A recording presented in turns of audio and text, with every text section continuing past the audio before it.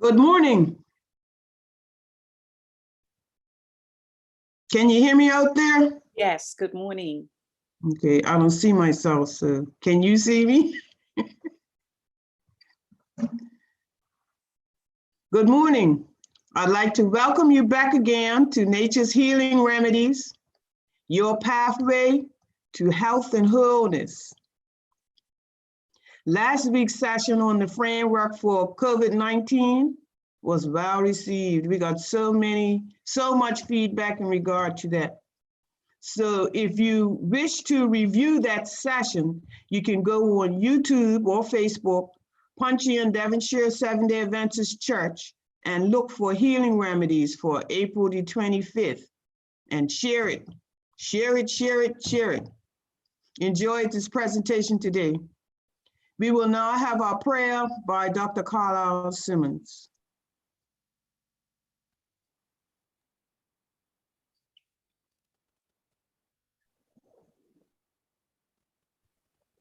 We've come to that time of a program when we want to invite God's Spirit to be with us.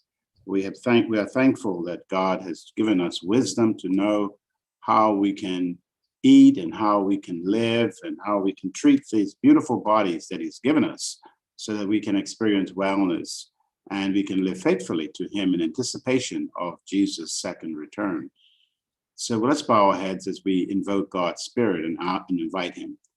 Father in heaven, we thank you again for the privilege of prayer, and most of all for the privilege of life, health, wellness, and strength, and for the knowledge that has been acquired as to how we can treat and how we should treat our bodies as living temples for your glory and for your honor. Continue to be with our presenter and be with every participant, everyone who has come to partake and to receive the information that will be shared this morning. Thank you for what has happened in the past and continue to watch over us now in the present. Jesus, in your name we pray. Amen.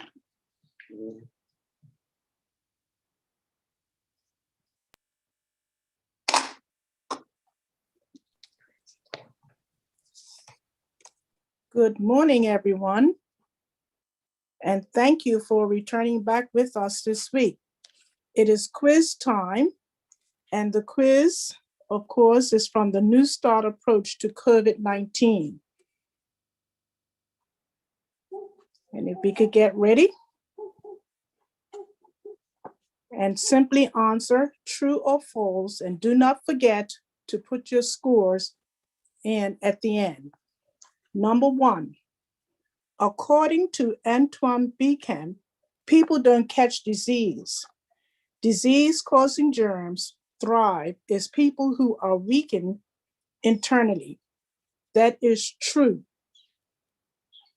Question number two, COVID-19 is no match for a healthy, balanced immune system. That answer is true. Number three, the innate immune system is slow to act and is weakened in people who are challenged with COVID-19. That answer is false. Number four, most people that get COVID-19, 99.4%, experience poor health outcomes. That answer is false. Number five, natural killer cells are a crucial antiviral first responder to infections. It also compromises in both function and numbers in patients with severe COVID-19. That answer is true. Number six, health problems such as diabetes, cardiovascular disease, obesity, and hypertension are risk factors linked to more severe COVID-19. That answer is true. Number seven, COVID-19 is associated with dysregulation of the inflammatory immune response, which in turn promotes the development of protective immunity to its infection. That answer is false. Number 8, the main focus area for the prevention of COVID-19 infection or any other infection for that matter is the treatments outlined in the New Start approach. Under the section Assist Nature. That answer is true.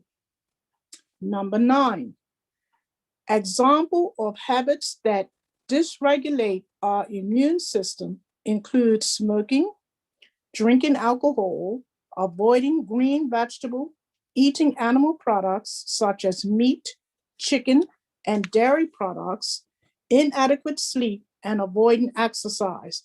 That answer is true.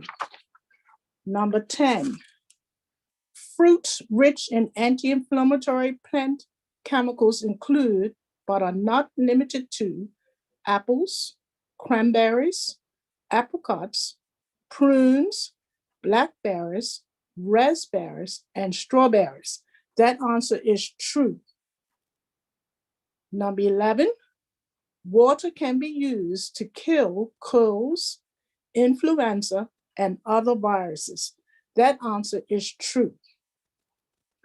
Number 12, hot treatment followed by brief cold stimulate the activity of no-killer cells, monocytes, lymphocytes, and IL-6. That answer is true. Number 13, inflammatory conditions in COVID-19 can be attributed to low level of vitamin D. That answer is true. Number 14, early treatment with vitamin D may decrease the risk of death due to COVID-19 by 80%. That answer is false. Number 15, vitamin C enhances the function of the following immune cells: no-killer cells, macrophage, T cells, and neutrophils. That answer is true. Number 16, a supplement containing vitamin C, quercetin, and bromelain was able to prevent 70 out of 71 healthcare workers from contracting COVID-19 over a period of 113 days. That answer is true. Number 17, patients with the lowest levels of zinc in their blood experience the most severe COVID-19. That answer is true. And number 18, in a 10-week study that included 788 healthcare workers that took 12 milligrams of ivermectin every week, nobody came down with a COVID-19 infection. That answer is true. And number 19, ivermectin works well for prevention, early treatment, and late treatment for COVID-19. That answer is true.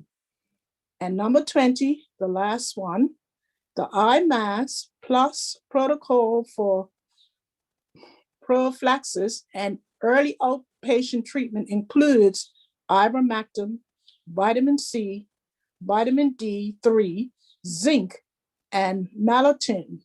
That answer is true. And that concludes our quiz for this week. Thank you very much.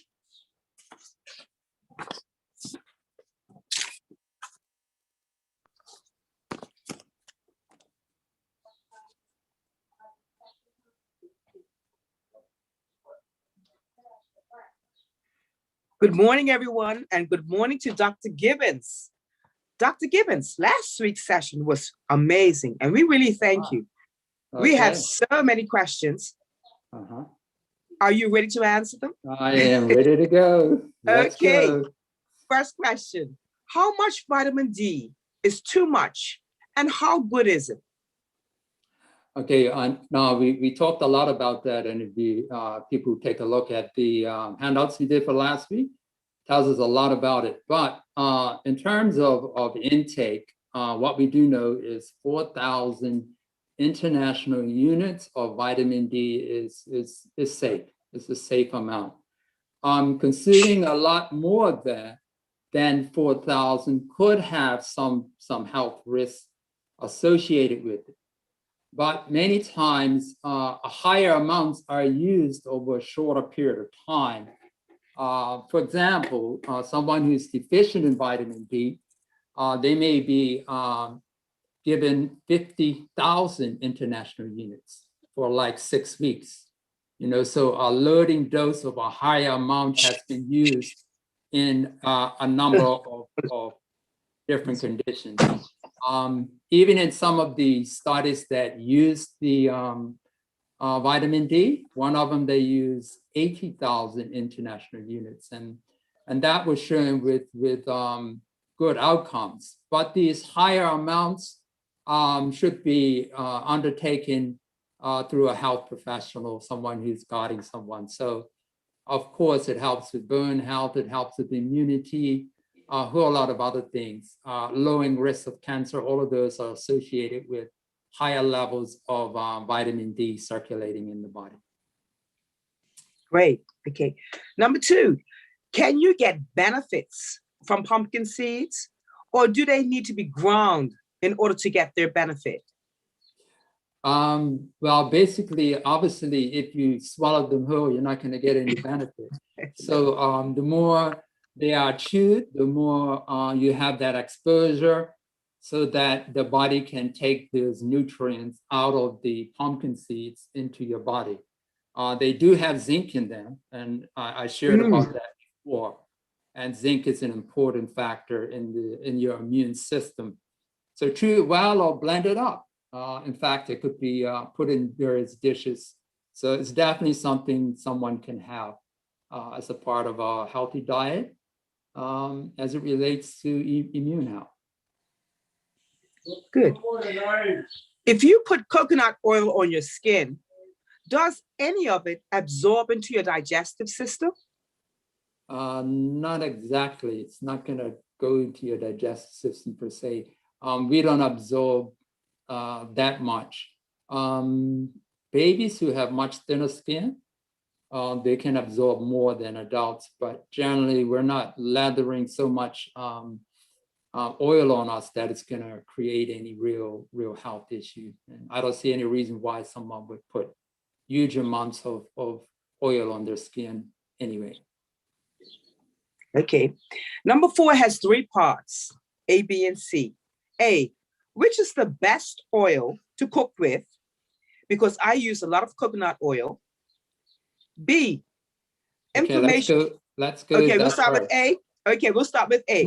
Okay, the best oil to use with. Well, I would sort of put it this way. Now, when we're saying we're cooking, are we saying we're frying it with cooking, or we're baking it in something? Frying is not the healthiest method because it creates high temperatures, which can damage the oils because of that high temperature. A key principle would be, from my perspective, is use smaller amounts.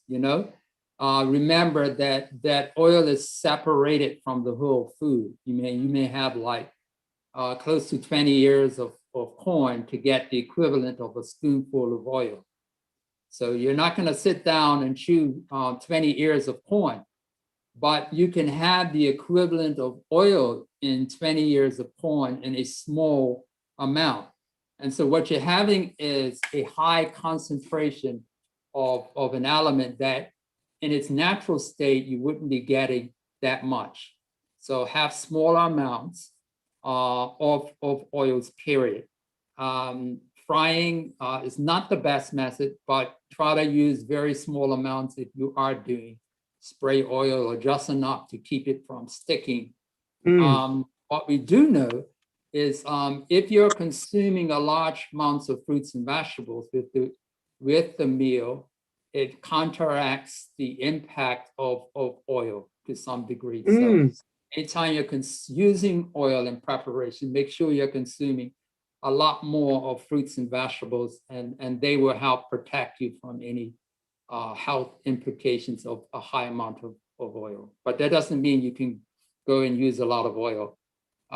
It's a challenge for people who are particularly trying to lose weight. You tend to gain more calories through oil than other meats. Okay? Yes. Part B, inflammation and autoimmune disease. Can you explain that? Well, actually, they're all related. You know, people who have higher levels of inflammation, imbalance, because it's actually the immune system that is out of imbalance. Inflammation is actually a normal part of the immune system. You get your finger smashed in a door or what have you, and it swells up. That swelling is actually it's triggered by certain chemicals that sort of signal to the body that it needs the white blood cells, and they can actually swim better if it's more of a fluid type of environment. So there's fluid, there's heat, there's pain, it's all to get our attention, but the immune system utilizes that as a part of the healing process. It's the long-term inflammation, this imbalance that creates problems, the body attacking itself. It's a part of autoimmune type situation. So it's out of balance. So what we want to do is bring it back in balance. Okay? Wonderful. C, someone asks, good supplements, what type to choose? Many companies claim to have the best, but which is the best to choose? I'm just going to give you a couple. Now, one you may see in, and the reason I'm just suggesting these particular ones because we know they have a good track record and they analyze their products and to make sure that they have in it what they say they have. Some of the supplements, they say they have a certain amount of different, plant constituents or what have you. And then when it's analyzed, some of them have little or nothing. So you want to make sure you're getting things from reputable companies. And I'm just going to give you a couple, maybe one you may be familiar with, Nature's Way. Nature's Way is actually maybe a common one you may find, and they are really good company in terms of it. There are others you may not be familiar with. One is called Vital Nutrients. And if you went to like Amazon and you typed in Vital Nutrients supplements, they are a good brand. Integrated Therapeutics is another one. A number of these are used by professionals who work with individuals who have health issues. And so that's just a couple. There are others, but those are a couple that we know that are pretty good. Very good. Number 5, why is Ivormatic not readily considered by the medical field as a therapy in the early stages of COVID-19? Is it available locally in our pharmacies? Okay, it is available. And I guess being that we're starting on this question, why is it not used? There's another question relative to the hospital using it or not using it. And probably it's best that I sort of answered sort of those questions. Now, last week, I shared with you some research and I talked about the benefit of it. There are others who have varying views, and I have listened to some of those views. And because of that, I'm just going to share a few things, and it will take me a little time, but I just want to address a couple of questions that have, or comments that have been made regarding it. One of them, and I'm going to start with this here. The question is, how could ivermectin be effective if the tissue concentrated needing to kill the virus would require a patient to take massive doses to achieve? Now, this statement was made, but actually the research that it's based on is what is a cell culture. In other words, it was in sort of like a laboratory type of experiment. And you cannot compare a laboratory experiment with something that you're taking internally. You can start out, you can try it and see what it shows in the lab. But then again, you got to translate it. How does it actually happen? How does it affect us personally? So what we do know, right now, there have been 24 controlled clinical studies that use the standard doses. And when we talk about controlled studies, you have a group that the experimental, they have the treatment, and then they have the control group.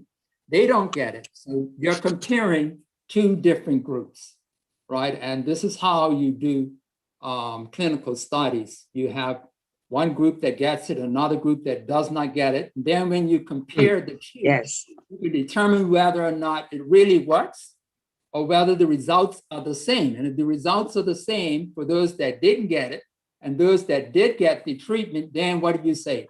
It's not effective, right? But so there have been 24 studies, and they were using the standard dosage. And there were significant benefits for individuals who actually took this dosage. So based on the dosages that are given in the studies, there has been shown some important benefits. Another question was safety. And the concern is there are certain health risks that may be associated with it. So let me just tell you a little bit about it. Ivermectin, we talked about it before. It comes from a bacterium, comes from the soil, right? Comes from nature. There have been 4 billion doses administered worldwide. And that's a lot of doses. Wow. In fact, it won the Nobel Prize in medicine in 2015. It has eradicated a lot of health issues, particularly related to microbes or in Africa, blindness related to certain worms or those types of things. Now, in terms of its health implications or side effects, there was a study that combined 50,000 patients, and health events or side effects were experienced in less than 1%. And they were largely associated with a type of worm within the certain population that were treated. Most of the health effects are actually related to the diet of parasites, right, that are killed as a result of it. But so there's really not any real serious. Now there is the Lexicopia. This is a pharmaceutical reference guide. And what they list is the only medications contraindicated for using ivermectin are some anti-tuberculosis and cholera vaccine. The warfarin, the anticoagulant, would just require monitoring. So there's really no serious implications that someone should be worrying any more than I would be.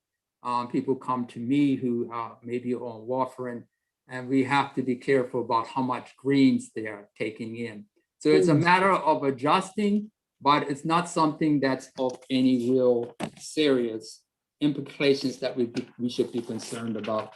And one other thing is saying, well, there are only small studies and you only have a small number of people, but in fact, there are a number of studies that are randomized trials, more than 100 people, hospital trials, outpatient trials, prophylactics trials.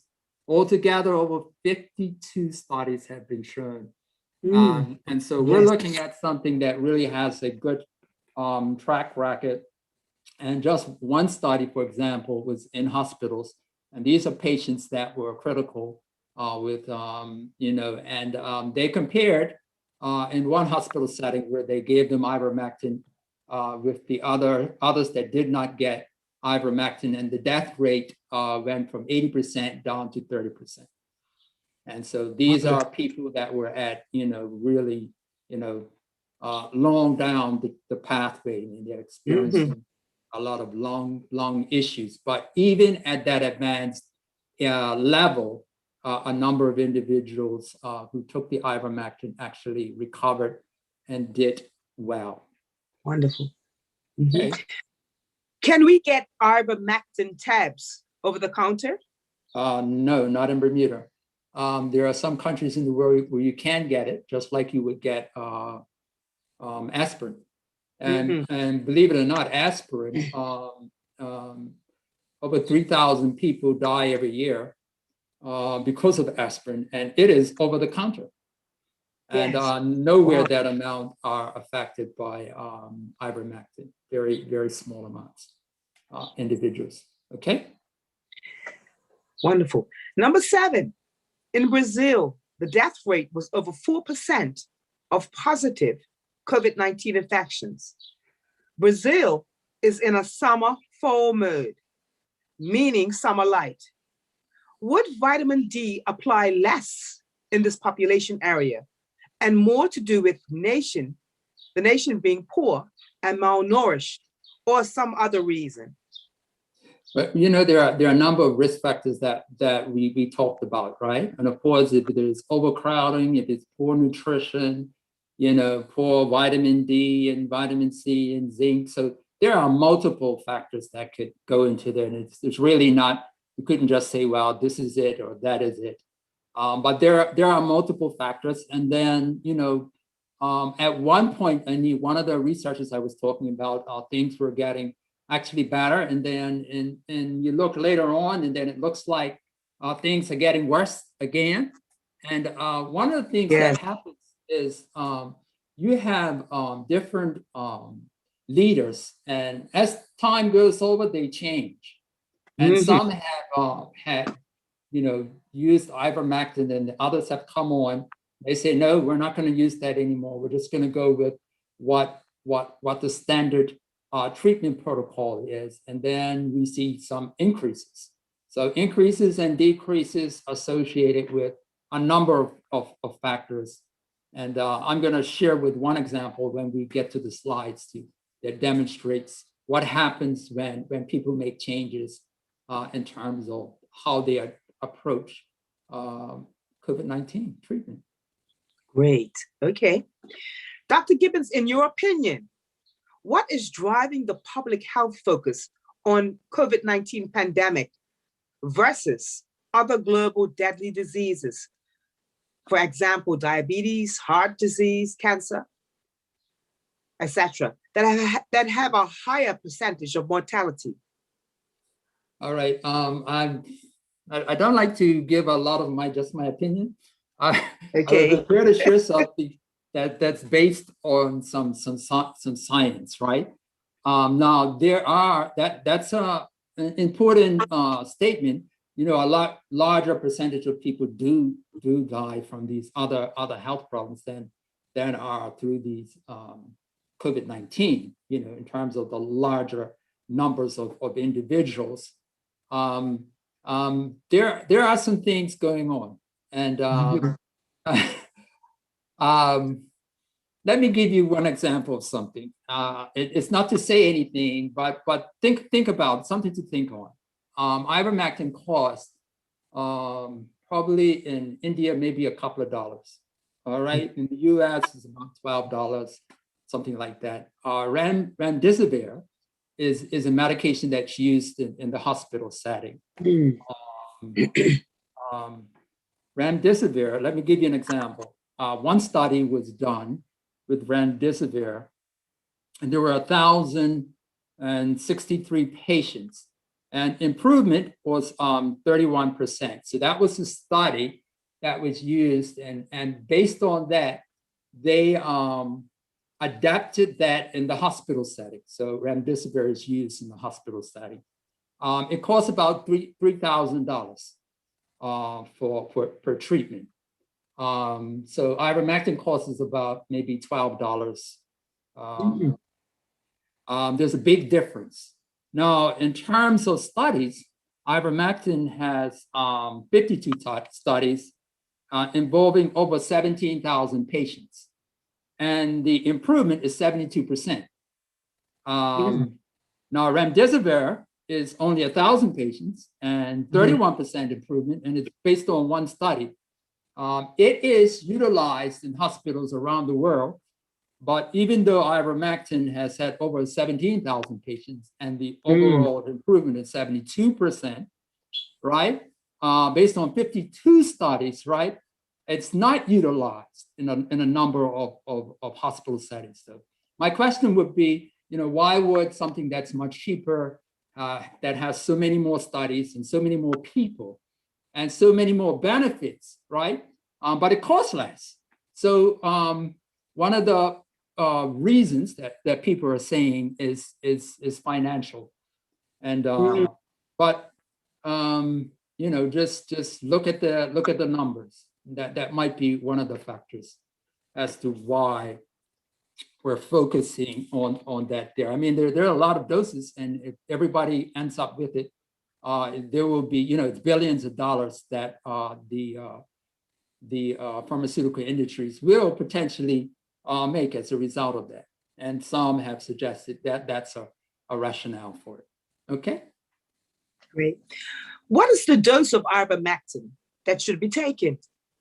Well, based on what I shared and what we sent out to everyone, and what they utilized in studies that do it and physicians that do utilize this therapy, and it has to be through physicians like 0.2 milligrams per kilogram of body weight. All right, so it's a calculation. In several of the studies, in the health professionals, they use 12 milligrams once a week. And so that was what they were utilizing in those studies. Okay? Okay. Should we take ivermectin prophylactically or if symptoms develop? Okay, it's called prophylaxis. That means sort of a preventive. And I think this is a good point. And I will share what the health professionals that utilize it for, their approach. But my thing is, I think the place to start is with lifestyle. All right, my eating, my exercise, all that we talked about last week. Building a healthy immune system. That's our foundation. I think if you're well, you're not experiencing any issues, I would say the first thing you say, what am I eating? Right? Am I eating inflammatory foods? You follow what I'm saying? Am I compromising my immune system? Am I getting enough sleep? Am I drinking enough water? Am I eating enough green vegetables? What am I following? And then maybe the second thing would be, take some extra vitamin C or vitamin D or zinc or what have you. You follow what I'm saying? Now, if I start experiencing, issues that may be related, then adding, ivermectin to the mix. So start with the basic foundation first, and that foundation is lifestyle. And we know that many people who just have a healthy lifestyle. So start first with there, and go from there. Great. Are we offering ivermectin in Bermuda to patients in the hospital? No. Now physicians have what they can offer it as what we call off-label. And what that means is there are prescribed FDA drug uses, but physicians have the latitude to choose drugs that are off-label to use it. And 20%, 1 in 5 prescriptions are off-label. They work for more than one thing, even though the original thing that it got cleared for is that, but they use it off-label. So any physician can use it off-label. All right? All right, but it's not the standard protocol in the hospital. Okay. So they're basically using standard protocol, National Institutes of Health, CDC, FDA. So they come under that umbrella, and that's why they're utilizing their protocol. It's not to say that the other thing can't help, And the evidence has shown that it has helped, even in critical ill patients. And I shared about some of that. Individuals, even in America, who they were really sick and they wanted to utilize the ivermectin in this situation in the hospital. The hospital said, no, we're not going to allow you to use it. They were getting very, very poor, in terms of the outcomes. So they went to the courts, and the courts forced the arm of the hospital so that they could get the ivermectin. And in all cases, the individuals actually recovered, and we're doing very well as a result of getting this cheap, inexpensive, and highly effective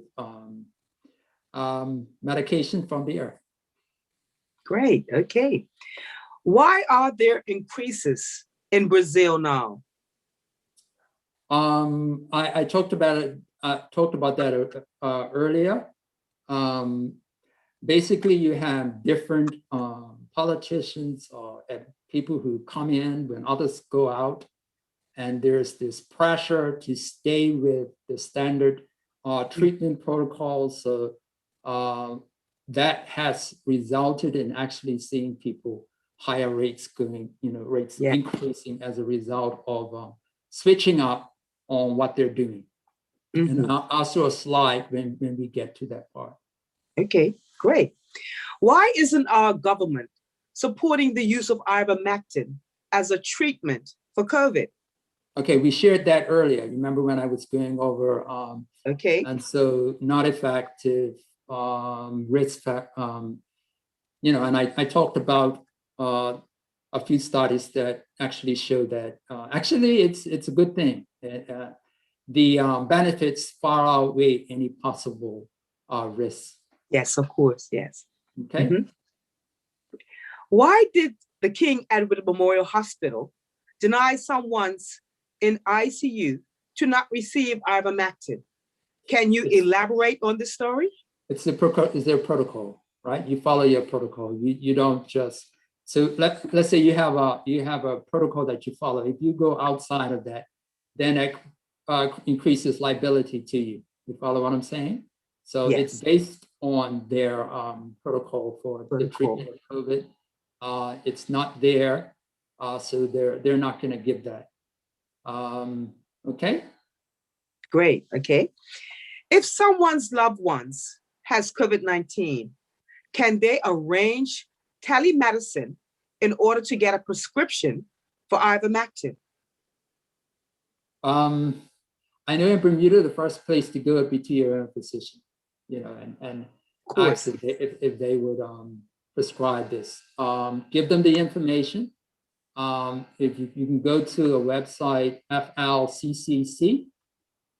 This is the frontline doctors who actually treat patients. These are not armchair physicians. They're not public health agencies. Yes. They are the doctors that are treating patients with COVID-19 and have been treating thousands of them, seeing the people die day in and day out. These are the people that actually are on the front line. So they are the best for giving us the best advice. I would think so. I mean, they're seeing them day in, day out. So they're adjusting their protocols as to what they're doing. And this particular site has a protocol. I think we talked about it somewhat last time, a little bit about what that protocol was. It involved ivermectin and vitamin C and zinc. And so they have contacts, and you can contact doctors who can prescribe it, but it's only in the US. So someone in the US could get it, but in Bermuda, you have to go through doctors here locally. Okay. Final question. I was told by my doctor that he would not give me ivermectin because it is not for COVID. Who in Bermuda gives the drug? Well, there are. You just have to ask around. I mean, doctors can prescribe it, but if it's not on the standard, list, many of them probably won't. but there are others who will. So my suggestion is actually you can go to that website, FLCCC, and there's a document that you can share with your physician that gives them all the rationale, all the science, why this is a good option that people can follow. So get that information from there, share that with your physician. And if he reads through that, detailed of all of those things, it will give him enough information so that he can make a good decision as to whether or not to prescribe it to you. Okay, thank you, Dr. Gibbons. That concludes question time. Well done. Okay. Thank you.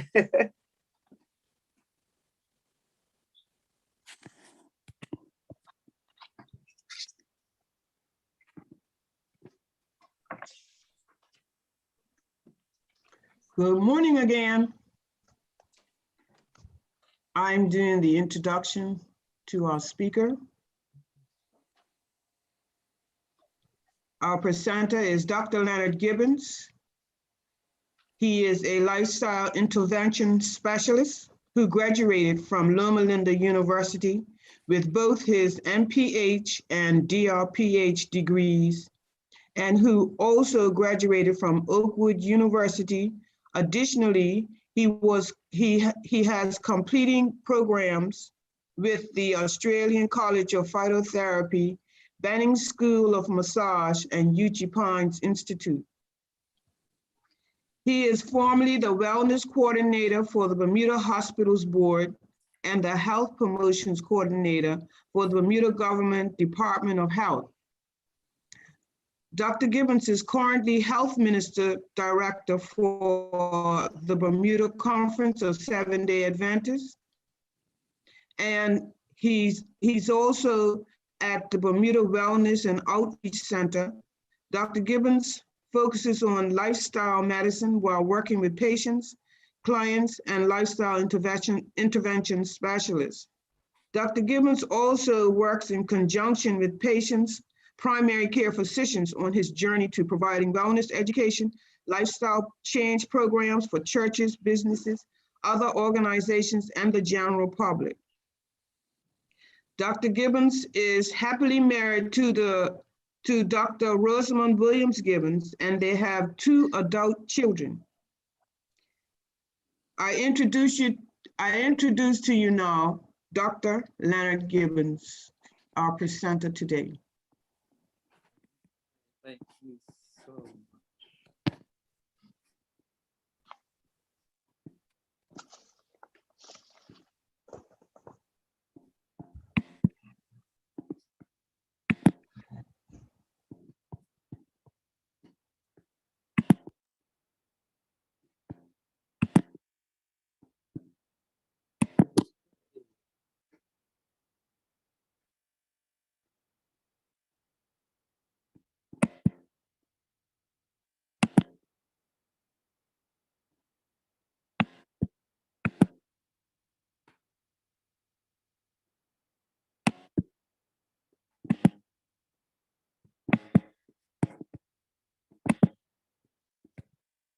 Okay, good morning, everyone.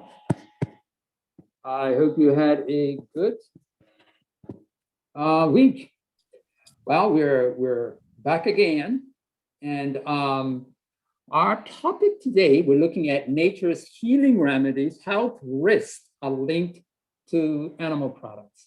Now, last week we were talking about this whole question of COVID, and in fact, some of what we're going to be sharing will actually be a continuation when we look at this whole question of inflammation. But I just wanted to update you with a couple of slides that are looking at this whole COVID situation. And the first one I want to look at is Peru. Now, I shared with you last week about Peru and how there was these amazing improvements and death rates decreased significantly.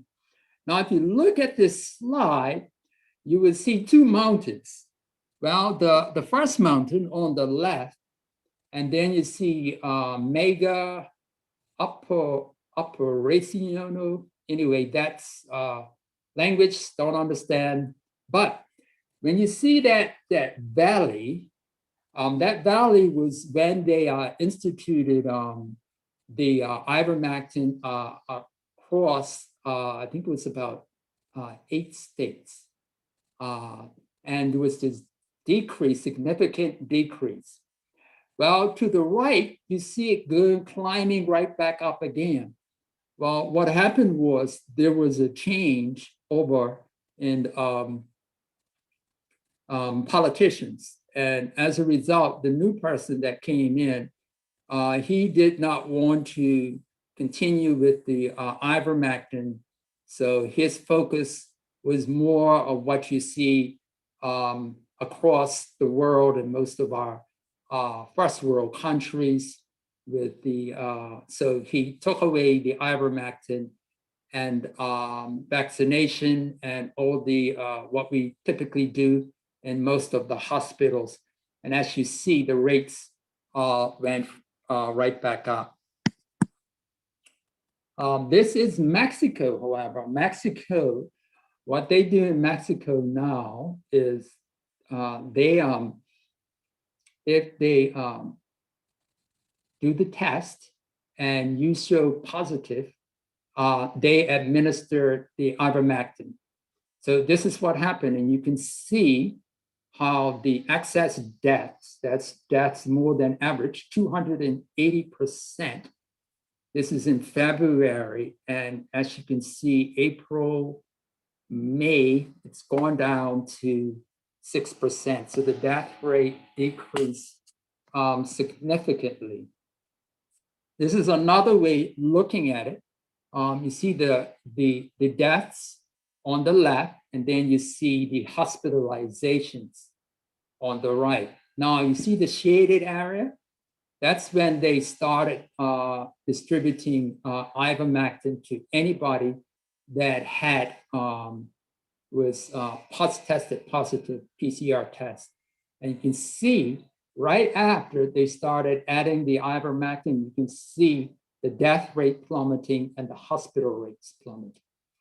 Now on the bottom, you see this dotted line. That's Google mobility.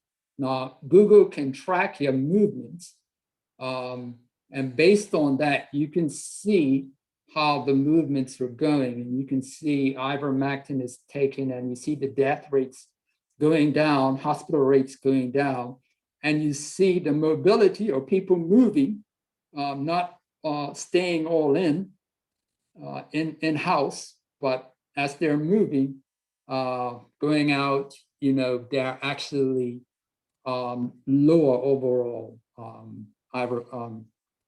cases of individuals with COVID-19.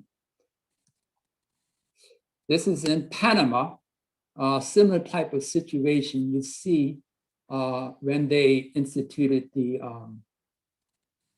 ivermectin, you can see the decrease, the significant decrease in cases with COVID and fatality. So you can see both decreasing significantly, as you can see the mobility increasing. So people are out and moving around, and the rates of COVID are also decreased. So some good news, countries that are actually utilizing ivermectin and seeing some amazing benefits to the population as a result of utilizing of this medication. Okay, so let's start at the beginning. What was the original diet? Now, the Bible is sort of the foundation that we're going to be looking at. And we talked about this at the beginning. Now, and God saw everything that he had made, and behold, it was very good. So the foundation in the Word of God, in the book of Genesis, depicts what I would say is where we should get our guidelines for everything from healthy living, you name it, because it was God that made everything. And what he did right at the beginning was very good. Now, a part of what he did, which was very good, we see in Genesis 1, verse 29. Then God said, I have given you every seed-bearing plant on the face of the whole earth, and every tree that has fruit with seed in it, they will be yours for food. So here we have plants, fruits and nuts and seeds. This is what God had given man in the original. And he said this was very good. Now, man made some choices, and the Bible clearly shows what happened as a consequence of those choices. He said that we would die. And one of the pronouncements was, thorns and thistles shall the earth bring forth to you, and ye shall eat the herb of the field. So now God added the green herb. Now the green herbs were not a part of the original diet. But after man chose to do his own thing and not trust God, God brought about some changes. Now the thistles, believe it or not, have these compounds that are very good for detoxification.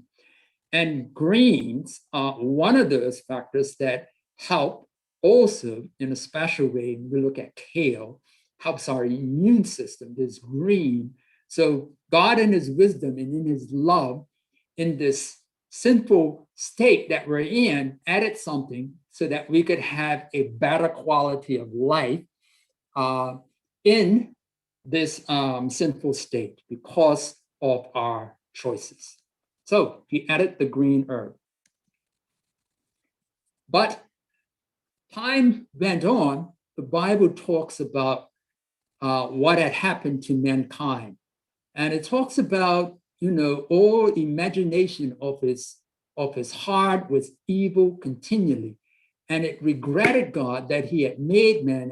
And this is where Noah came in, and that he would destroy man whom he had made. So people were living to this extreme 900 years of age, and they were very wicked. And so God wanted to cleanse the earth.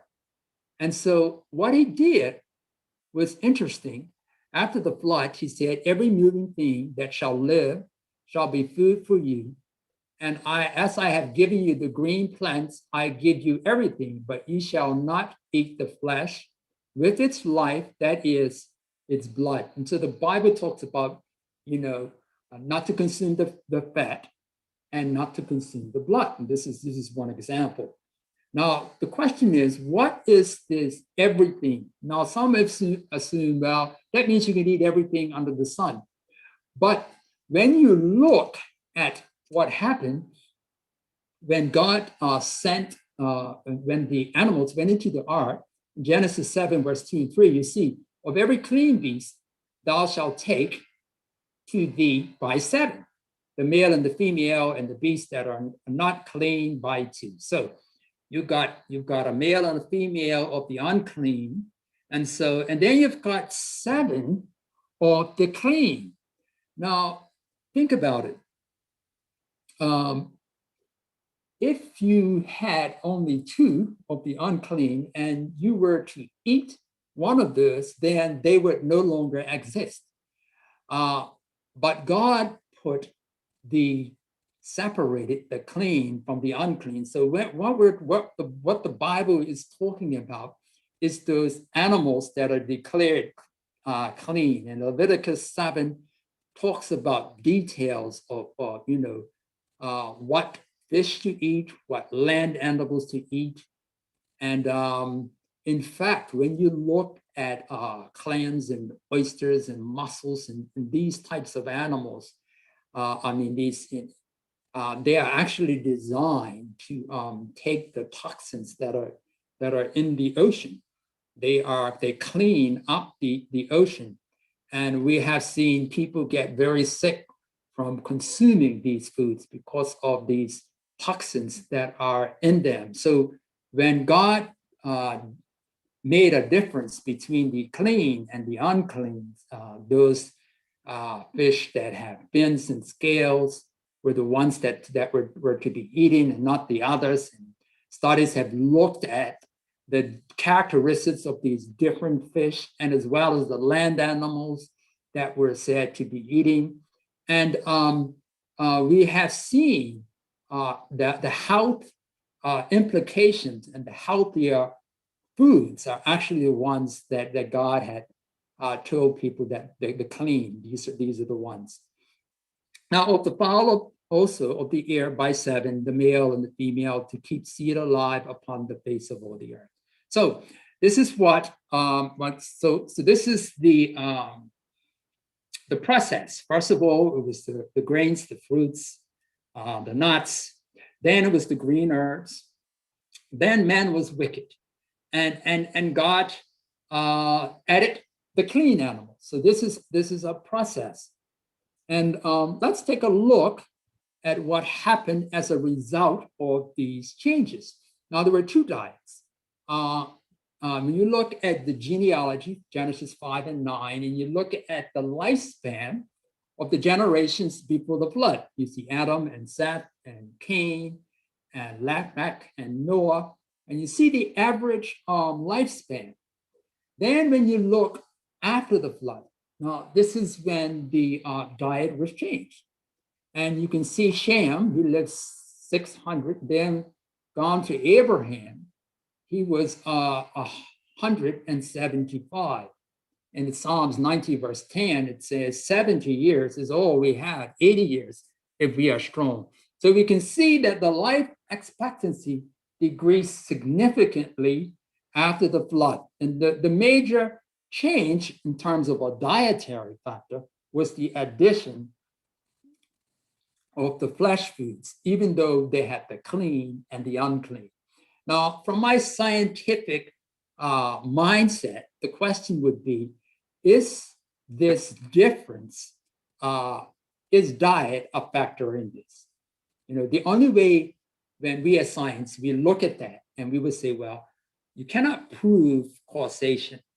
The way to prove causation is you take people, you put one group on one diet and the other group on the other diet, and then you see the outcome. Now, if you were here when we started out this whole program, we actually talked a little bit about some of the longest living people in the world. And they were 95% of their diet was plant-based. And so we're gonna look at it in some more detail. We're gonna talk a little bit more about these animal products. One author puts it this way, that because men were living to these extreme long lifespan, and they were becoming very wicked, God in his mercy shortened their lifespan so that people like, when we think of people like Hitler, if he had the longevity of someone who could live to be 800 years of age, imagine what havoc the world would experience if these individuals who are wicked live to such long periods of time. So this is one individual's take on this whole idea that God shortened man's sinful lives so wickedness would not perpetuate, so that people would not live to extreme ages, while at the same time, perpetuating evil. But let's take a look and see what the science shows. Now, in Exodus 15, verse 26, we see a promise. And we talked about it before, but basically God is saying, listen, if you follow my laws, if you guide my principles, I will not put on you the diseases I brought upon the Egyptians. I am the Lord that healeth thee. So disease is more a factor in choice than something that just happens. So we're going to talk a little bit about the diseases of Egypt. I talked about that. We'll take a look at it. So we're going to look at this whole aspect first from a biblical, and then we're going to look at it from a scientific standpoint in terms of what people are being put into studies today, analyzing these things. But no, surely he would deliver you from the noisome pestilence, deadly, overwhelming disease that affects the entire community. And I would put COVID into this situation. Now, God will deliver us. But there's a part that we have to play. We have to be obedient to those principles of health and then trust Him to bring about healing. Now, be not deceived, God is not mocked. For whatsoever a man soweth, that shall he also reap. So there's a cost, there's a cost, for every effect. Things don't just happen. So we need to take personal responsibility and not look for something on the outside to fix us, but ask ourselves, what am I doing that has contributing, or what am I doing? Is something I'm doing contributing to my realities? All right, so these are just some of the diseases of age.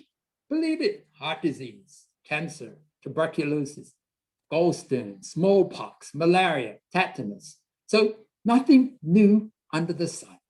And God is saying, listen, if you follow the principles I've given you, I will put on thee none of these diseases. So there's a cause and effect. And if we follow the principles, God has promised to keep us well also. Now, Egyptians, the ruling class, were especially fond of pigs and suffered from high incidence of arteriosclerosis. And this is what it looks like. It's actually inflammation, and this are plaques inside of an artery. It's cut across, and this is a clogged up artery as a result of these plaque formations.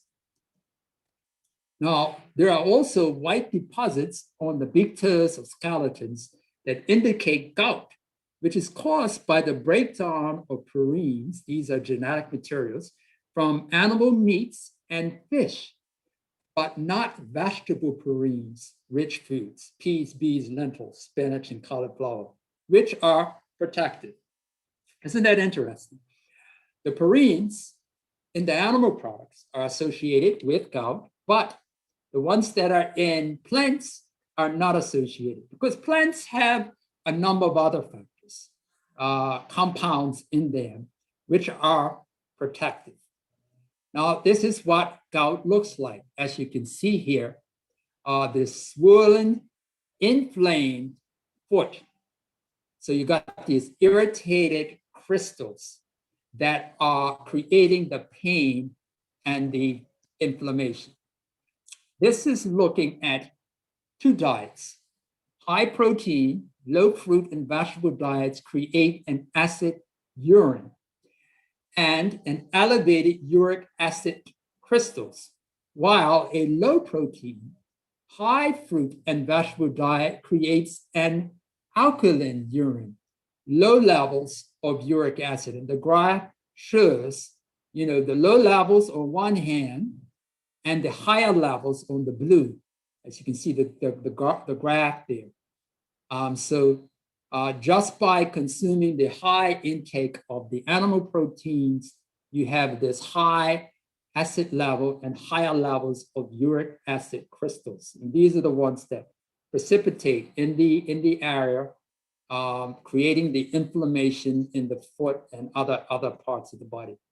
Now, 10 subjects were put on a standard SAD diet, standard American diet, SAD diet, 10 days, and then they were switched to a vegetarian diet for 10 days. And the relative supersaturation of uric acid crystals in the kidneys fell by 93% when on the vegetarian diet. So you see these urate acid crystallization, this significant decrease as a result of going from one type of diet, an animal-based diet, to a plant-based diet. Basically confirming or supporting the idea that health risks are linked to these high intake of animal products, the arteriosclerosis, heart disease, this high intake of these animal-based fats and proteins. Okay, the rich diet of the Egyptians also resulted in lots of toothaches among the Egyptians, and you can see that in the skeletons. Wealthy Egyptians indulged themselves in the use of animal fat and sugar while avoiding exercise. The sure result was fat. So nothing new under the sun, the same type of diets that we are consuming today and the health problems were the same among the Egyptians. And this was largely in the ruling class, among the ruling class. The poor ate more healthily.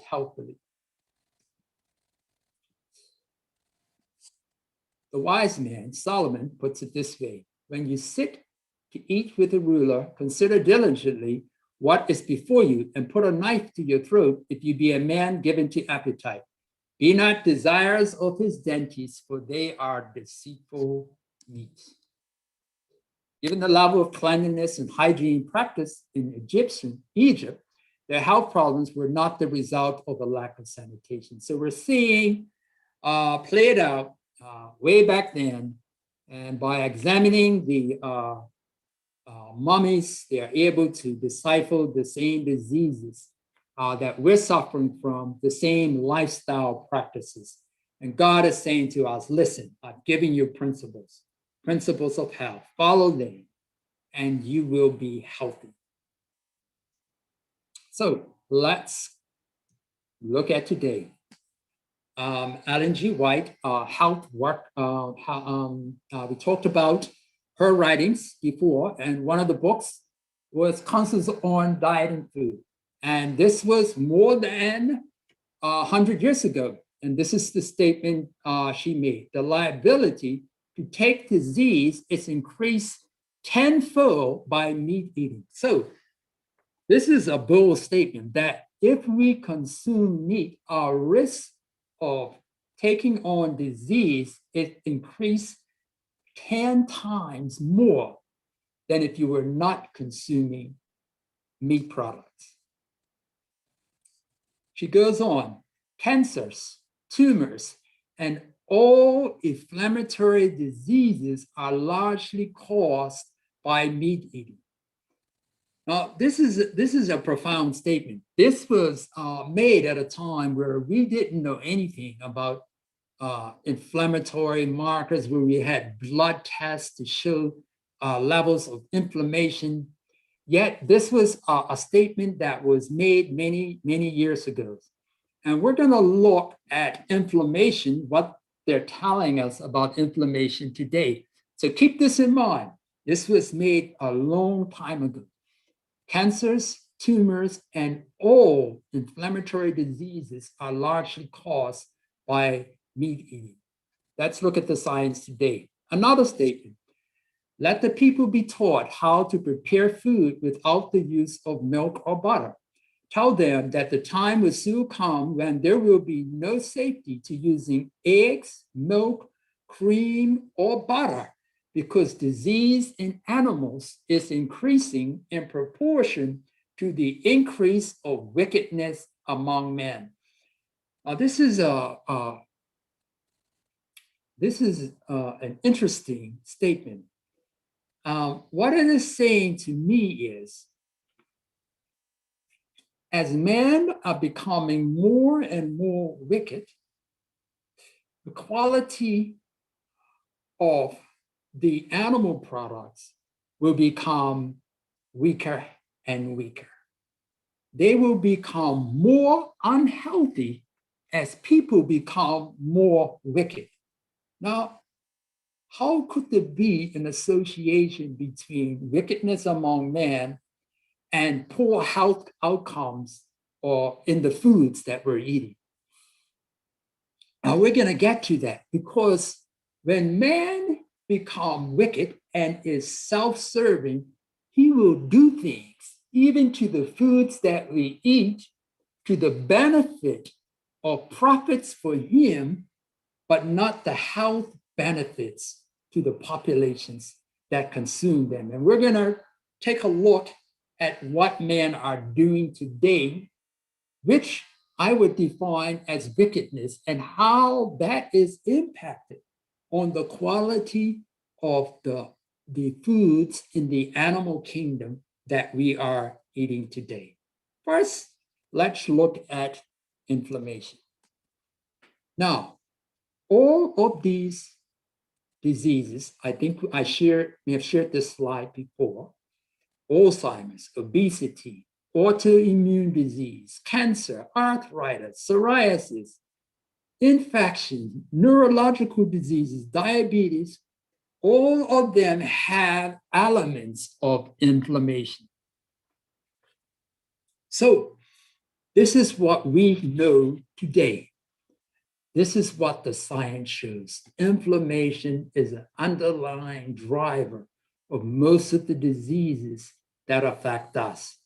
Even COVID-19, inflammation is a clear factor in individuals that have the most serious and life-threatening outcomes.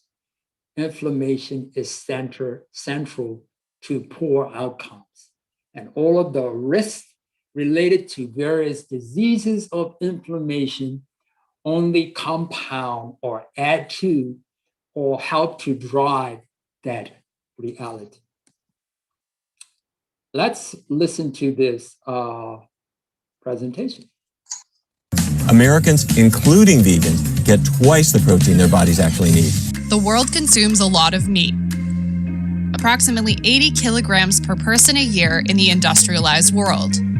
We consume over 315 million tons of meat worldwide, and its production has grown fivefold since the 1960s. Is meat healthy or a growing cause of disease?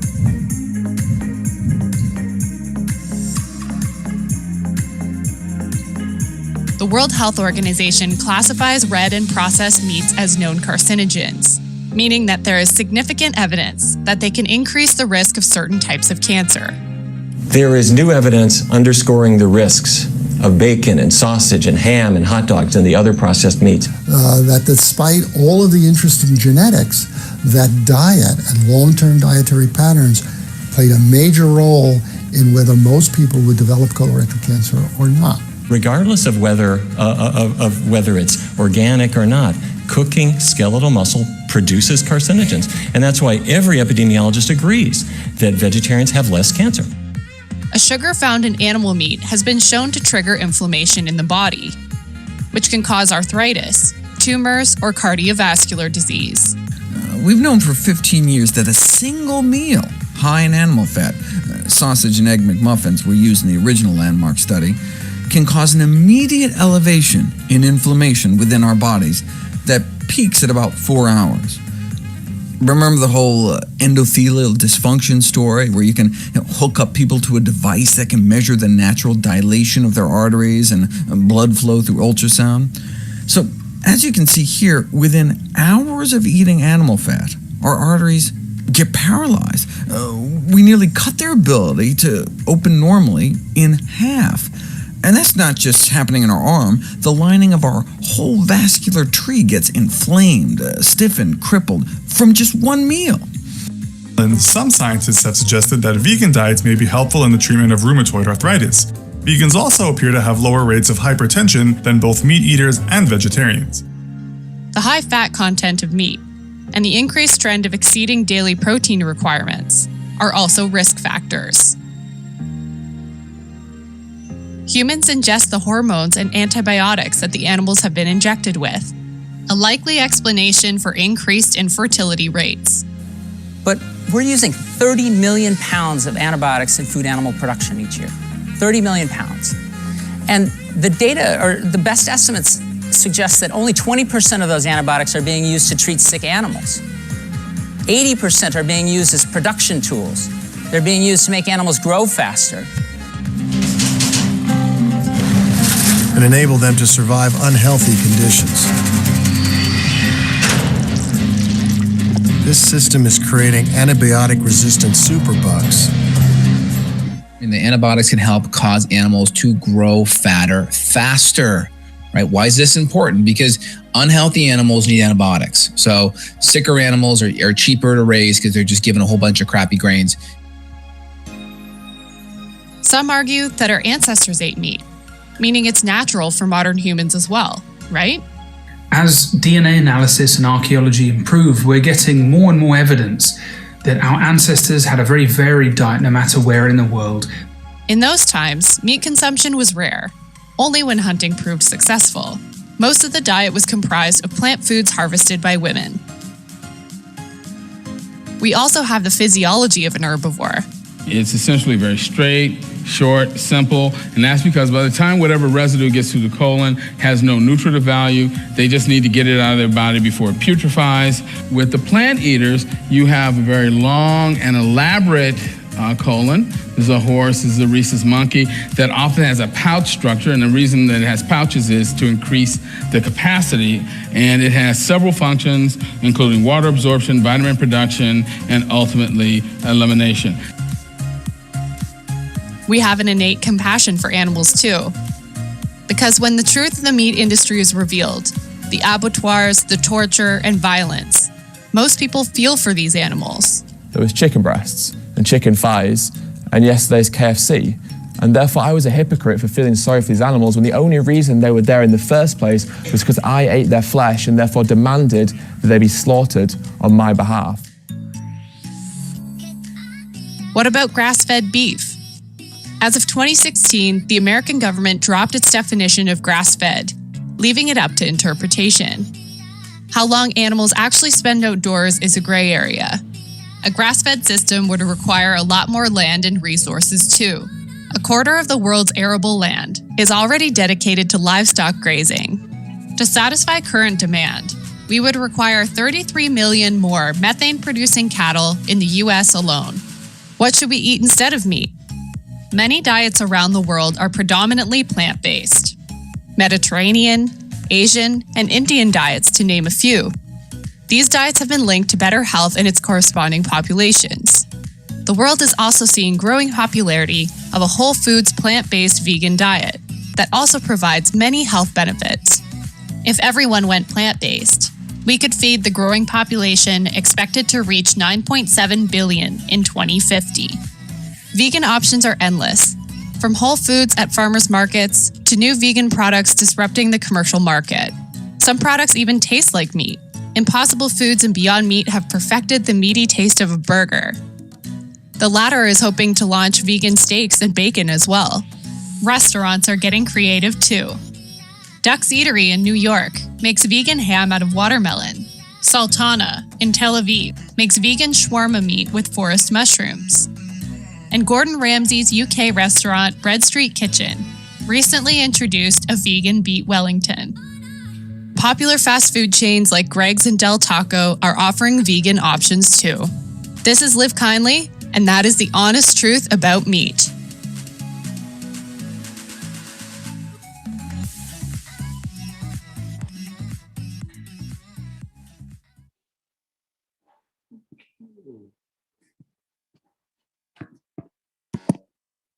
Americans. Okay, that just gives you a little background on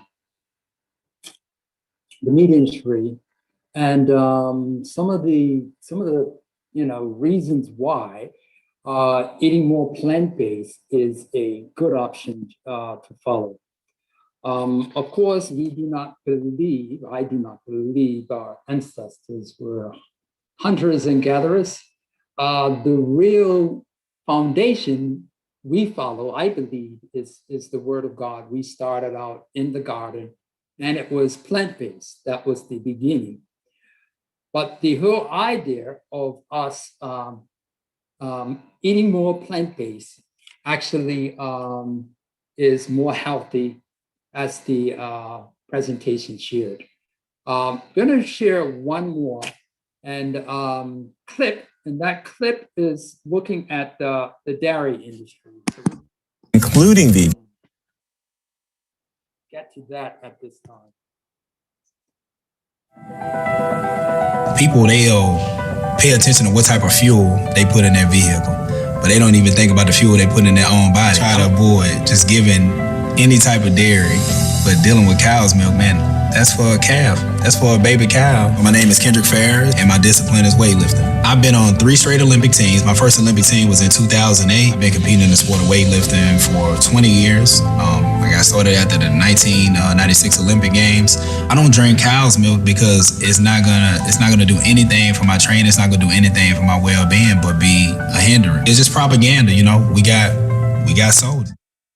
We're young and growing up. Everybody wants to try to feed people dairy products and make sure you have milk every day. But the science really now is at a point where that cannot be sustained.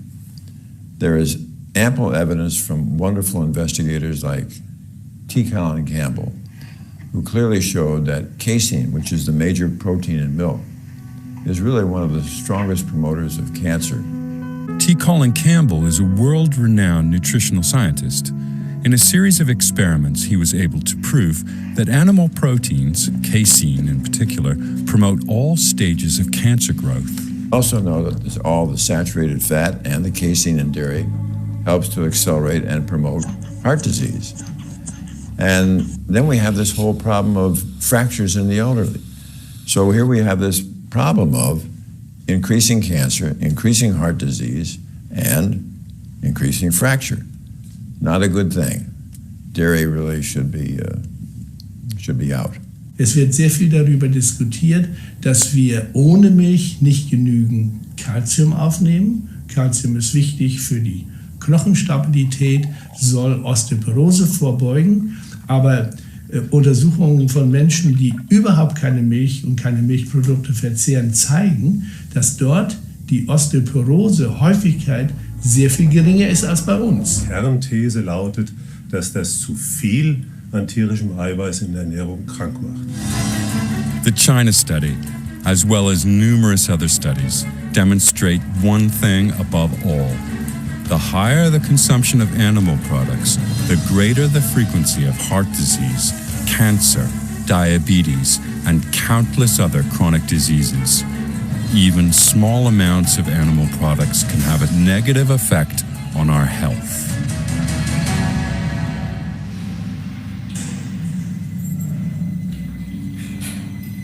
And cattle fare no better. Many animals spend their lives in narrow stalls, the lucky ones in open pens. Many, however, vegetate in tether stalls.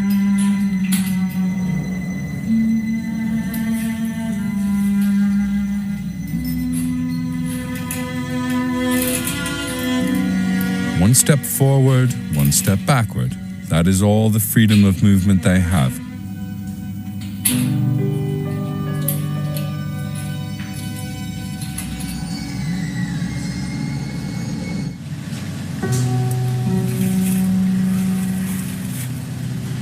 But the animals are not only affected physically. Industrial farming harms them on all levels.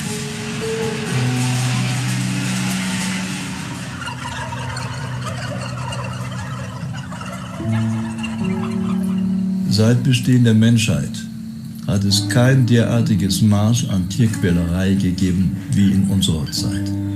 Das gilt sowohl für die Quantität wie auch für die Intensität.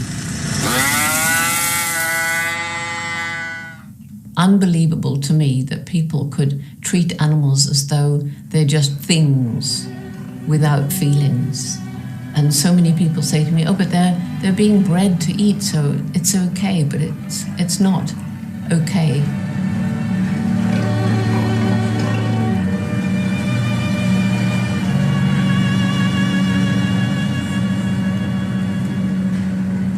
I have quite a few vegetarian friends who consume dairy products, and they believe this false idea that dairy products are a benign animal product, that there's no harm connected to milk, because they figure, well, once a cow starts giving milk, she just gives milk. And they don't realize that cows can't give adequate amount of milk for production unless they're pregnant. And cows have the same gestation period as humans, 9 months. They're pregnant 9 months, give birth. Within 24 hours, maximum 72 hours, you take the calf away from the cow because you need the milk for production.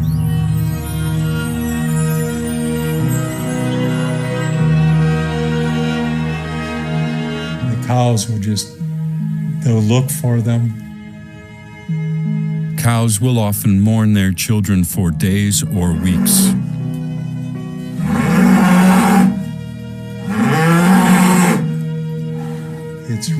It's a heartbreaking thing to watch. We know in our bones that harming mothers who are just giving birth to babies and nursing those babies and nurturing those babies is something that is against our own compassion and kindness. And so when we're eating animal foods, eating dairy products, that's exactly what we're doing. We're paying people to impregnate animals, steal their babies, steal their milk, and then kill them.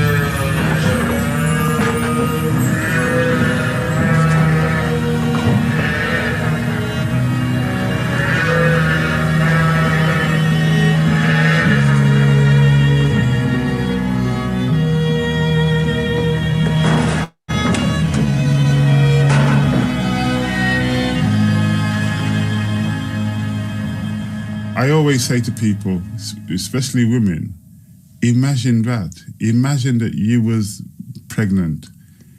You got your breast ready to give milk and somebody took your baby away and then, another animal came and took your milk. It's almost, for human beings, it's almost impossible to imagine. But that's what many animals go through. It's a terrible business. I mean, there's more suffering in a glass of milk than you can find just about anything.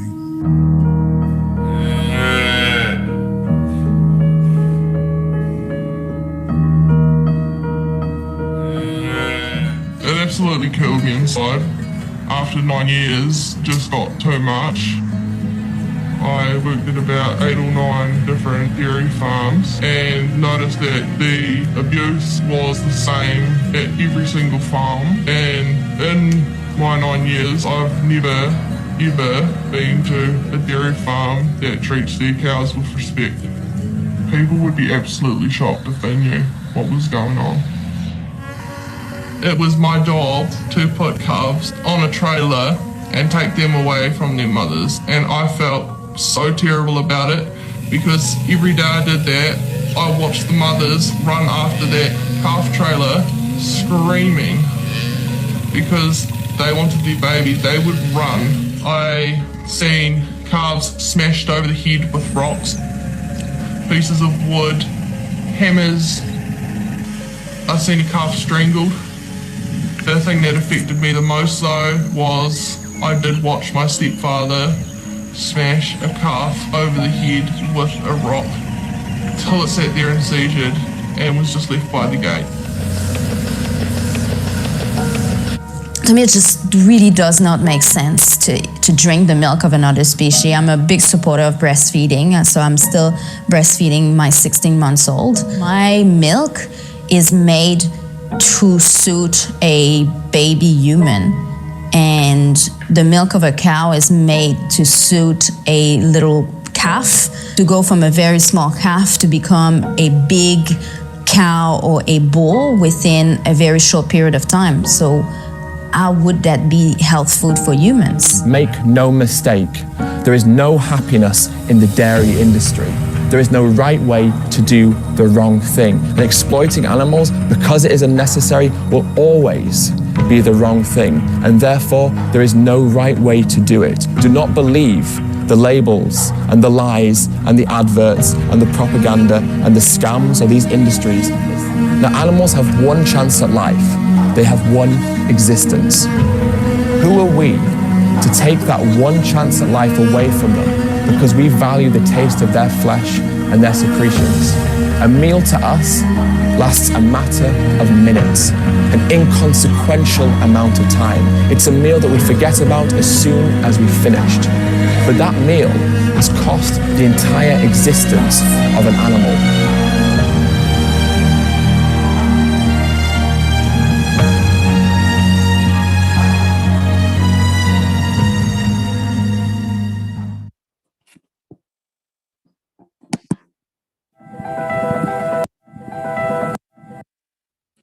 Okay. Food for thought. The disease in animals is increasing in proportion to the wickedness of mankind.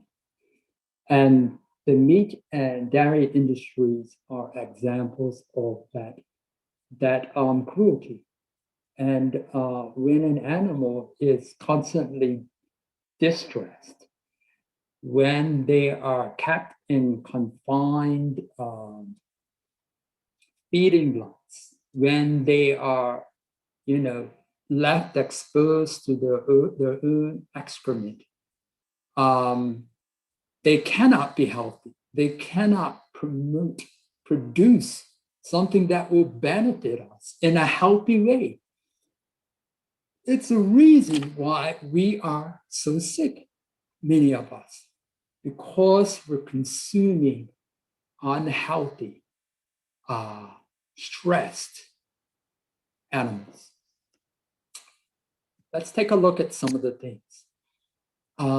Dairy and bone health. A 2005 review published in Pediatrics shows that milk consumption does not improve bone integrity in children. Dairy products and calcium do not prevent stress fracture in adolescent girls. And the Harvard Nurses study followed more than 72,000 women for 18 years. Now that's a huge study. They showed that no protective effect of increased milk consumption on fracture risk. So even though they were consuming dairy for 18 years, they did not have any protection as it relates to dairy products. Type 1 diabetes, 2001 Finnish study of 3,000 infants with genetically increased risk of developing diabetes showed that early introduction of cow's milk increased susceptibility to type 1 diabetes. The American Academy of Pediatrics observed up to a 30% reduction in the incidence of type 1 diabetes in infants who avoided exposure to cow's milk protein for at least the first 3 months of their lives. Isn't that something? It's important that we take in the milk that's specifically designed for us. And that is the breast milk of the mother as opposed to cow's milk, which this clearly indicate an increase in type 1 diabetes. Infertility. So you've got steroid hormones, you've got growth factors, and you've got contaminants in milk products, pesticides, what we call endocrine disrupting chemicals that negatively affect the development of the ovarian follicles and egg competence. Follicles contain immature eggs. Now, the higher the dairy protein intake is associated with lower ovarian reserve, or how many eggs a woman has left. So the more dairy, the more likely infertility would be in women. A recent Harvard study found that a 5% increase in saturated fat resulted in a 38% lower sperm count in men. So these xenoestrogens, these endocrine disrupting industrial pollutions that are building up in the animal fat, particularly in fish, are creating problems for man in terms of sperm count. So we're looking at these risks associated with infertility and tracing it back to various animal-based products. What about pediatric diseases? Childhood obesity, constipation, asthma, eczema, upper respiratory tract infection, acne, iron deficiency, juvenile onset, we talked about that early puberty, infantile colic and reflux and diaper rashes are all linked to dairy consumption. Now, the mother's gut starts to absorb 60 or 70% more calcium in the second or third trimester of pregnancy for the buildup of the baby skeleton. So calcium absorption is based on need. So when your body needs more calcium, it absorbs more. So it's not like you have to add a lot more calcium. The body will absorb more from the foods that you consume if you need more. So the body does all the adjustments. We just need to eat the right types of foods. So the body absorbs about 60% or more of the calcium in kale, kohlrabi, mustard greens, radishes, greens, and watercress. Okay, only 30% of the calcium in milk is available for absorption. So we actually get a higher percentage of calcium from greens than we get from cow's milk. So this is the place you want to go. You want to get your calcium, not from cow's milk, but from greens. Hip fractures and increased risk of death are associated with high intakes of dairy. Women who drink 3 or more glasses of milk, 60% increased risk of developing hip fractures. Drinking 3 or more glasses increases mortality risk of dying by 93%. Each glass of milk increases risk of dying from all causes. So if you look at all the causes of death, and you add up each glass of milk taken in, the risk increases 15%. This was put together by the Physicians Committee on Responsible Medicine. See, this is from British Medical Journal 2014. So we see these risks associated with dairy consumption. Health effects of maternal animal protein intake. This study was performed some years ago.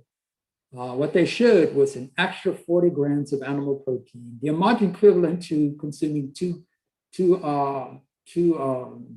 containers of Ensure, the Ensure drink.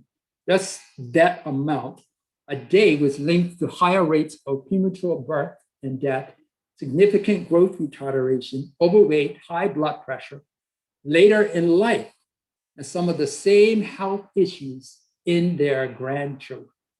So these are the effects.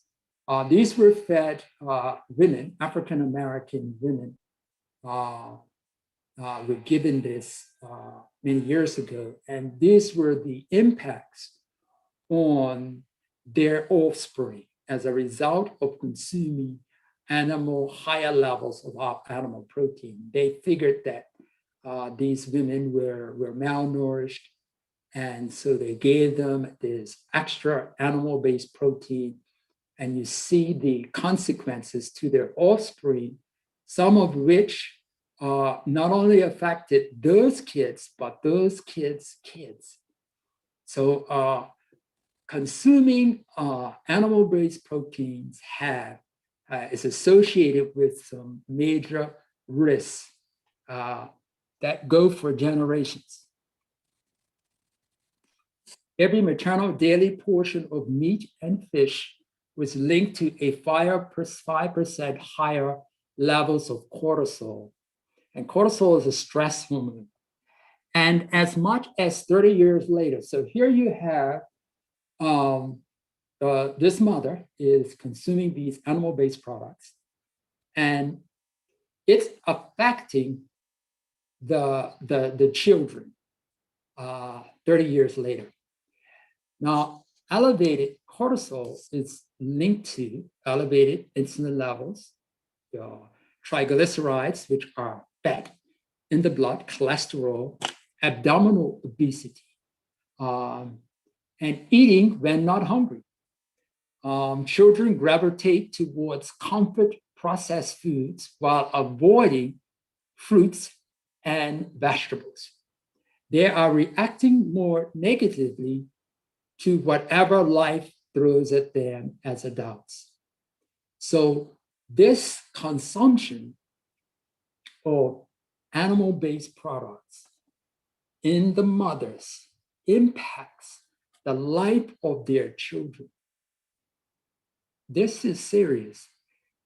How they cope with stress, the foods they like, their risk of a lot of health problems is primed by the eating patterns of the mothers. A single meal high in animal protein, crab meat, tuna fish, cottage cheese, an example, can nearly double the level of stress hormones in the blood within half an hour. Think about that. Half an hour, high intake of animal-based protein foods, increasing stress hormones. So high levels of stress hormones, how they're affecting our ability to cope with life. Giving someone barley soup, on the other hand, or vegetable stir fry on rice, and the stress hormone levels go down after the meal.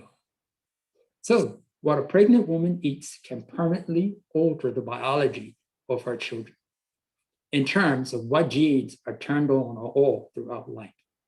So we can set our kids up for unhealthy lifestyles through the rest of their lives by what we as mothers are consuming, or what mothers are consuming, rather. What about prostate cancer? In 1997, the World Cancer Research Fund and the American Institutes of Cancer Research concluded that dairy products should be considered a possible contributor to prostate cancer. 2000 Harvard physician study, 20,885 physicians followed over 11 years. They concluded that 2.5 servings of dairy a day versus half increased the risk of prostate cancer by 34%. So we've got higher rates of prostate cancer. So consuming 3 or more servings a day versus less than 1 per day increased the risk of overall death by 75%. And 141% increased risk of death due to prostate cancer. High dairy calcium decreases vitamin D level, which increases the growth of cancer cells. So we see this association between high dairy, low vitamin D, increased cancer risk. What about women? The Iowa Women's Health Study found that women who consume more than a glass of milk per day had 73% greater chance of developing ovarian cancer than women who drank less than 1 a day. So the relationship between dairy products, ovarian cancer may be caused by the breakdown of milk sugar lactose into what we call galactose. This is a sugar which may be toxic to the ovarian cells. So this galactose, toxicity to ovarian cells, increasing the risk of developing ovarian cancer. So we're looking at ovarian cancer in women, we're looking at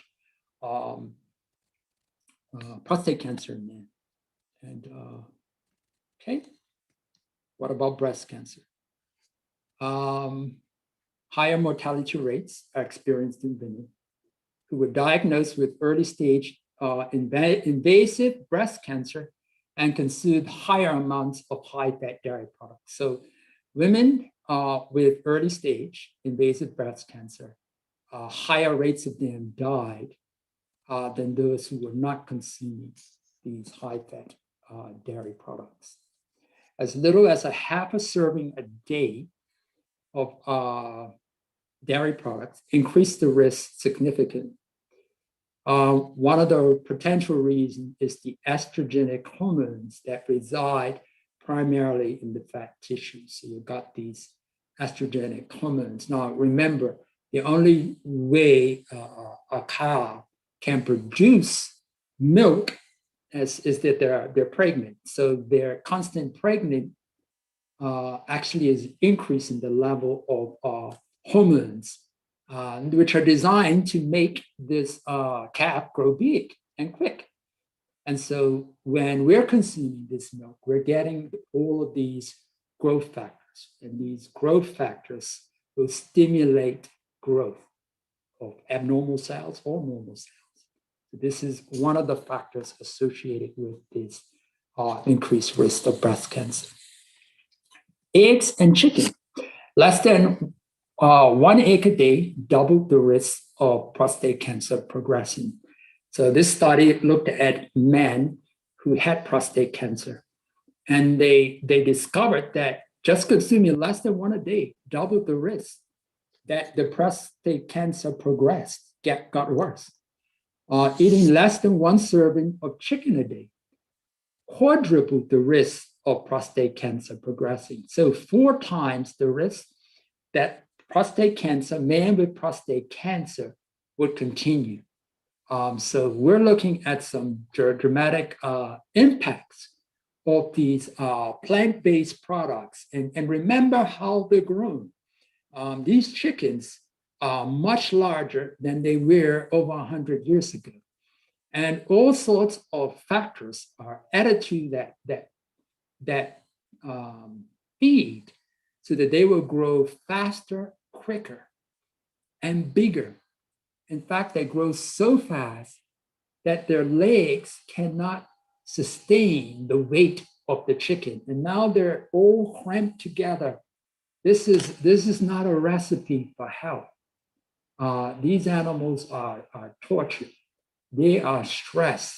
They are unhealthy. And this is what people are consuming. And there's this is why we're experiencing the level of disease that we see. And the solution can't be to take a pill. The solution is to go back to the underlying causes. And animal-based products today do not represent a healthy alternative. The chicken, the eggs that we get chickens from, the chickens that we get eggs from, the chickens that we eat, the dairy that we drink, the beef that we eat, all of them are coming from animals that are highly stressed, that are forced to grow faster than they could possibly grow. In fact, the dairy cow produces far more milk than it could probably more than 10 times the amount per day that they would in the wild naturally. And they have to be milked twice a day, and this is really stressful for those dairy cows. In fact, the dairy cows would normally live 25 to 30 years. They're lucky if they live 5 years. When they stop producing milk, they're impregnated every year. So they're milked twice a day, plus they're impregnated every time. After 9 months, they're forcefully impregnated till they become very weak, sickly. I could go on, but it's a torturous experience that cows have to live with, in addition to the fact that their offspring is taken away from them. This is not good. And then they're turned into hamburger meat. So this is why we are in the health state we are across the world. The wickedness of man is translating into the health problems of animals with the diseases that we are experiencing today. And too often, the quote solution is some pill, when in reality, the real cause is the lifestyle practices that people are, the things that they're eating, which is creating inflammation, which is associated with every type of disease imaginable, including COVID-19. High energy foods and breast cancer. So this is where we really love to eat: French fries and ice cream, processed meats, cakes and pastries and pies. What they tend to do is they promote early puberty and late menopause. Thus, a significantly greater time where women are exposed to the hormone estrogen, which can increase our risk of breast cancer. So this is that connection. We start out earlier and we end later, and we have these high levels of estrogens, which promote growth. A study of 35,000 women looked at risk of contracting breast cancer, increased 56% in those who consume 2 or more ounces of red meat a day. 3 ounces is the size of a deck of cards. 64% increased risk by consuming more than 3/4 of an ounce of processed meat. So that's not even a slice, a loose slice of processed meat.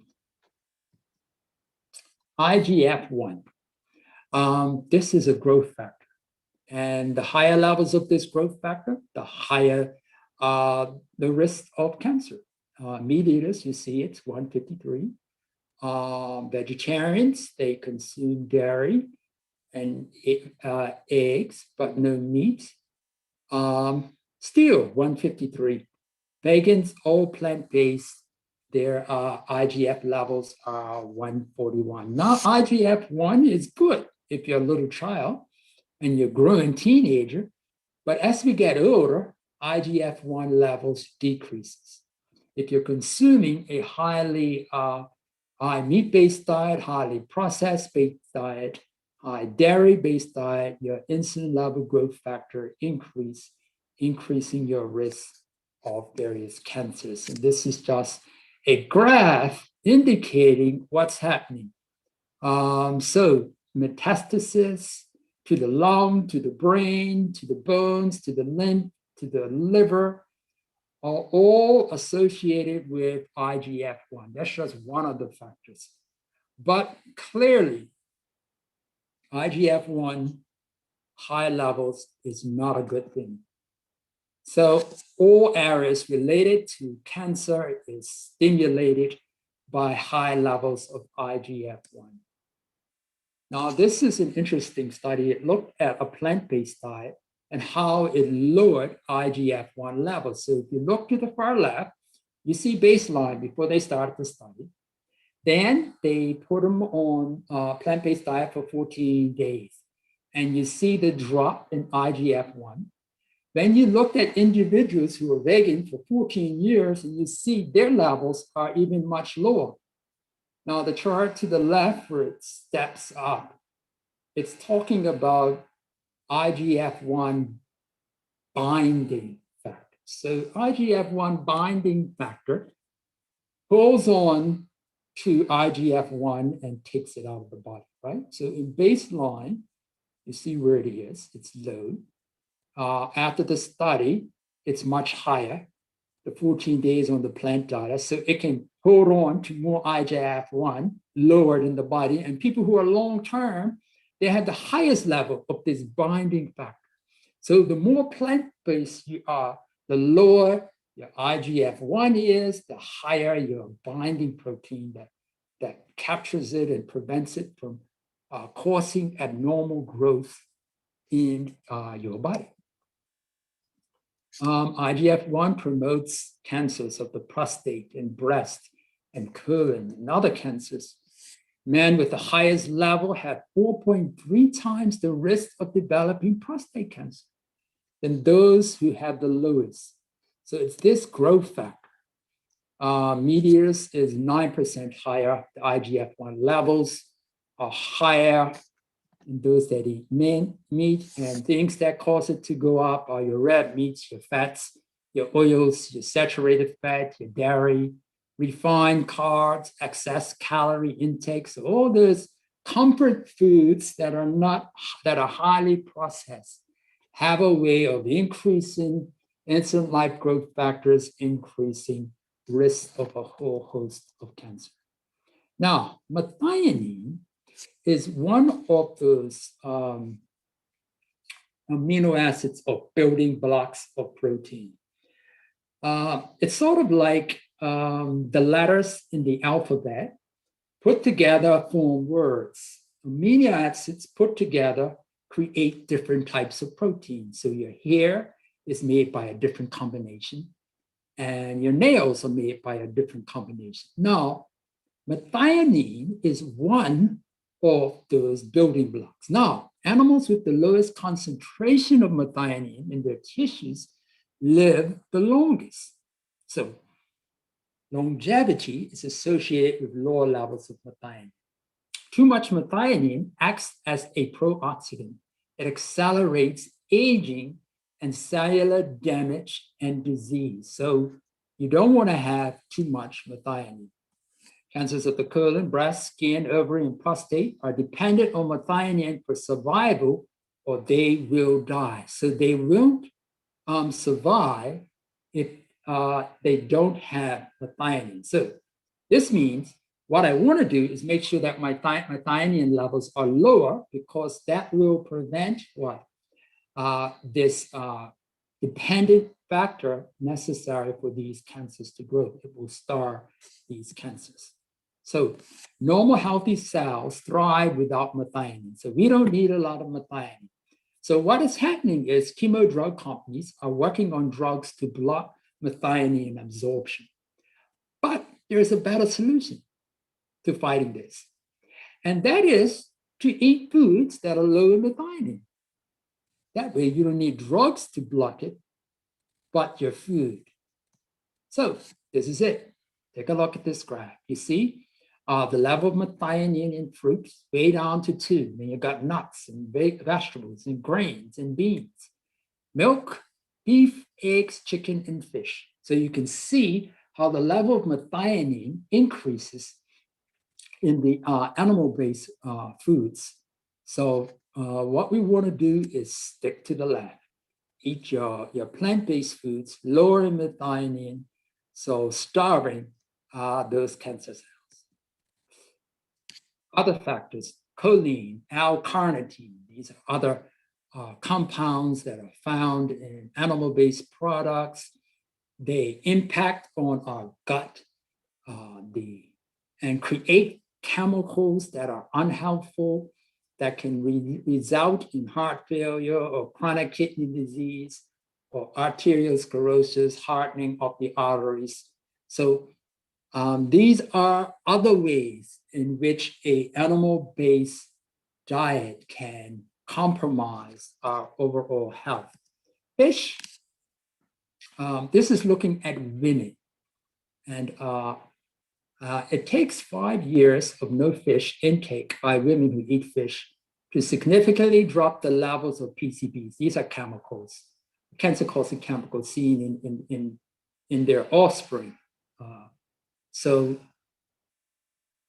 in order for the woman to significantly drop the level of PCBs in her system, she needs to stop eating fish 5 years before she gets pregnant if she wants to make sure the levels are significantly low in her child. Substituting plant foods in place of fish could reduce prenatal and breastfeeding exposure to these chemicals by 153% and 37% respectively in children exposed by 23%. So prenatal and breastfeeding and children will see the levels decreasing just by substituting plant foods in place of that. Now, eating tuna every day wipes out an average of 8 IQ points. When you think of IQ, it's talking about intelligence. 1 IQ point is lost with salmon because of the potential protective effects of DHA, brain boosting effect. but it's still high in PCBs. Mercury found in tuna and salmon adversely affect motor function and attention span. It is linked to behavior deficits and shrinks the brain. High intakes of seafood is associated with increased fibroids in women. Right now, there's so much chemicals that are dumped into the oceans, and so the fish are consuming these toxins and poisons, and that's one of the reasons we're getting these toxic effects. So wherever you are, it's important that we start moving towards a more whole plant food diet, the lowest overall contents of toxins and other things that are harmful to us. Meat and fecal contamination. This is a study, Consumer Reports. The results were sobering. All 454 pounds of beef we examined contained bacteria that signifies fecal contamination. So what we're seeing is, the beef that people are consuming is tainted with fecal bacteria. So this is not a good sign. Obviously, you cook the meat, but you still have these bacteria that are not pleasant to even think about.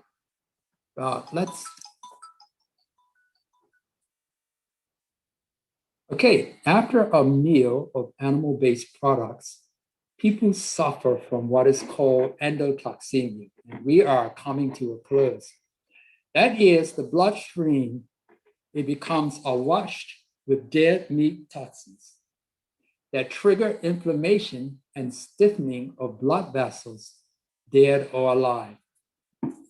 Basically, when we meat that is killed has bacteria. So once we cook meat, it kills the bacteria. But our bodies respond to dead meat toxins in a similar way that it responds to alive meat toxin. It triggers inflammation and stiffening of blood vessels. So whether you kill it or it's alive, it still has health implications.